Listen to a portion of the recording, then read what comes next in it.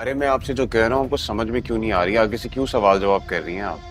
लेकिन आप ही ने तो कहा था कि वो डॉक्टर शहरियार उन्हें बुला रहे हैं। अब मैं आप ही के भले के लिए कह रहा हूँ कि आपने उस लड़की को नहीं भेजा। आपका उस लड़की से कोई वास्ता ही नहीं है, इस मामले से ही आपका कोई वास्ता नहीं। सिंपल। ऐसा क्यों कर रहे हैं आप? आपके भले के लिए कर रहा हूँ। वैसे भी आपकी जॉब अच्छी चल रही है, कुछ अरसे में सीनियर पोस्ट भी लग जाएगी। इतने छोटे से मामले के लिए अपनी जॉब खराब करेंगी? नहीं ना। तो जो मैं कह रहा हूँ वो कर दीजिए। गुड।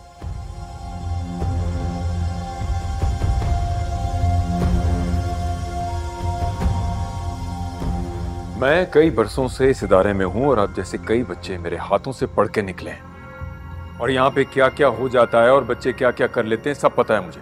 इसलिए सच सच बताओ कि हादी वहां क्यों आया था? सर मुझे नहीं मालूम वो वहाँ क्यों आए थे। आप वहां क्यों गई थी?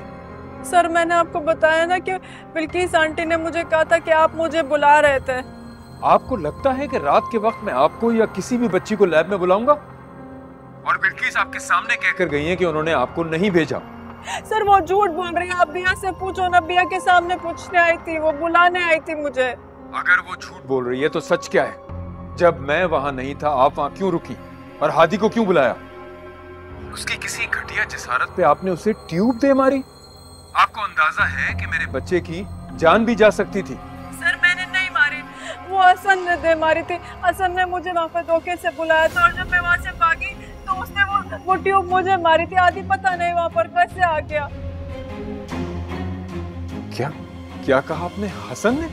जी सर, हसन ने। मैं नहीं जानती कि उसको मुझसे क्या खुदा वास्ते का बैर है। बस उसको ये बर्दाश्त नहीं होता कि मैं एक बैकवर्ड इलाके से आके उसके साथ में कैसे खड़ी हो गई उसके बराबर में। एक बार डॉक्टर आदि ने मुझे प्रपोज किया था, उसके बाद से पता नहीं वो मेरे पीछे पड़ गया। मैं वादा करती हूँ मैं वापस चली जाऊंगी, पर इस तरीके से मुझे रुस्वा करके यहाँ से मत भेजे। ऐसा ना हो कि कल को मैं अपने गांव की किसी भी बच्चे को यहाँ का रोक ना करने दूं। अच्छा ठीक है, आप 1 घंटे में आके मुझसे मिलें।